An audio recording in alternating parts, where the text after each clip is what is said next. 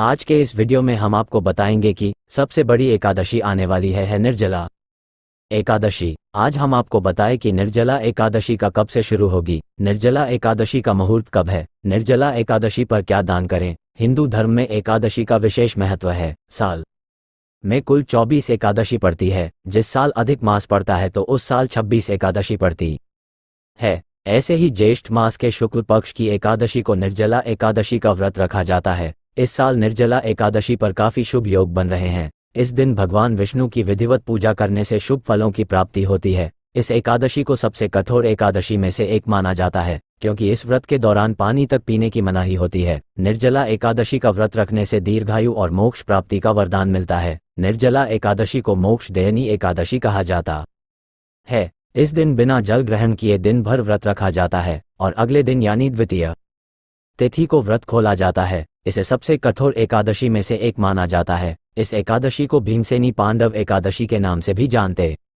हैं। इसके साथ ही पूरी रात जाकर भगवान विष्णु से संबंधित भजन कीर्तन करते हैं। इसके साथ ही गरीबों और जरूरतमंदों को कपड़े, खाना पानी, वस्त्र आदि का दान करते हैं। निर्जला एकादशी पूजा विधि: भगवान विष्णु को पीले फूल, पंचामृत और तुलसी दल अर्पित करें। इसके साथ ही भगवान विष्णु और मां लक्ष्मी के मंत्रों का जाप करें। व्रत का संकल्प लेने के बाद अगले दिन सूर्योदय होने तक जल की एक बूंद भी ग्रहण न करें। इसके बाद विष्णु जी की पूजा करें। इस दौरान उन्हें फूल माला, पीला चंदन, अक्षत भोग लगाने के साथ साथ विष्णु मंत्र, विष्णु चालीसा, एकादशी व्रत कथा का पाठ कर लें। इसके साथ ही मां लक्ष्मी को श्रृंगार की चीजें चढ़ाएं, फिर दीपक जलाकर आरती करें। इस दिन अपनी श्रद्धा अनुसार गरीब लोगों में भोजन, कपड़े और धन का दान करें। इस दिन आप व्रत में ध्यान रखें कि जल या अन्य कुछ ग्रहण नहीं करना है। आज के वीडियो में मैं आपको निर्जला एकादशी की बहुत ही सरल पूजा विधि बताएंगे। तो चलिए निर्जला एकादशी की पूजा विधि देखते हैं। निर्जला एकादशी की पूजा करने के लिए सुबह स्नान आदि करने के बाद आप एक चौकी लगा लें। चौकी पर पीले रंग का वस्त्र बिछा लें। उसके बाद में थोड़े से फूल रखें। आप फूल का आस भी दे सकते हैं या आप तिल का आसान कर सकते हैं। यहाँ पर भगवान श्री हरि विष्णु को विराजमान करें। विष्णु भगवान की आपके पास फोटो, मूर्ति या प्रतिमा जो भी स्वरूप है आप उसे विराजमान करें।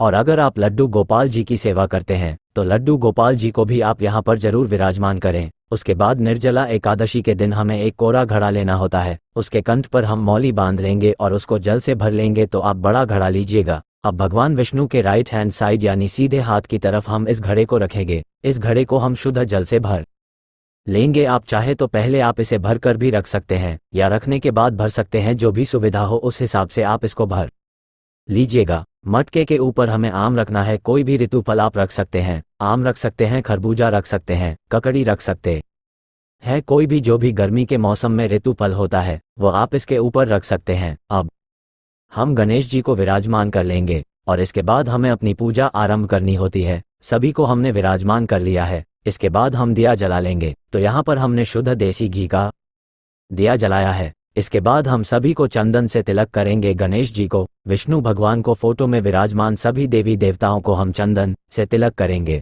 लड्डू गोपाल जी को तिलक करेंगे और उसके साथ ही जो हमने कलश लिया है, जल से भरा हुआ जो घड़ा हमने लिया है, उस पर हम तिलक करेंगे। आप चाहे तो आप स्वास्तिक भी बना सकते हैं। स्वास्तिक बहुत ही शुभ होता है, तो आप स्वास्तिक बना दीजिए। और इसके बाद देखिए हम रोली से तिलक कर देंगे। तिलक करने के बाद हम सभी को वस्त्र स्वरूप कलावा समर्पित करेंगे। तो यहाँ पर हम गणेश जी को, भगवान विष्णु को, सभी को वस्त्र स्वरूप कलावा समर्पित करेंगे। लड्डू गोपाल जी को हमने पहले ही वस्त्र पहना रखे हैं और जो कलश है इसके कंठ पर भी हमने मौली पहले से ही बांध दी है। अब हम सभी को समर्पित करेंगे। तो यहाँ पर हम गणेश जी को लाल रंग के फूल समर्पित करेंगे, विष्णु भगवान को पीले रंग के फूल समर्पित करेंगे। आपको जो भी फूल मिल जाए आप फूल समर्पित करें। फूल माला है तो आप विष्णु भगवान को फूलमाला समर्पित करें। और देखिए जेठ का महीना है, सबसे ज्यादा गर्मी होती है इस महीने में। तो जो बीजना आता है, हाथ का जो पंखा होता है, इसका दान भी बहुत महत्वपूर्ण होता है। दान जरूर करें। इसके बाद हम भोग समर्पित करेंगे। तो गणेश जी को हमने अलग से चीनी का भोग समर्पित कर दिया है, क्योंकि गणेश जी के भोग में तुलसी नहीं डाली जाएगी। इसके अलावा हम भगवान विष्णु को, लड्डू गोपाल जी को, सभी को चीनी का भोग समर्पित करेंगे। देखिए निर्जला एकादशी के दिन मीठा जल हमें दान करना होता है, लेकिन मटके में हम चीनी नहीं डालेंगे, अलग से हम चीनी दे देंगे।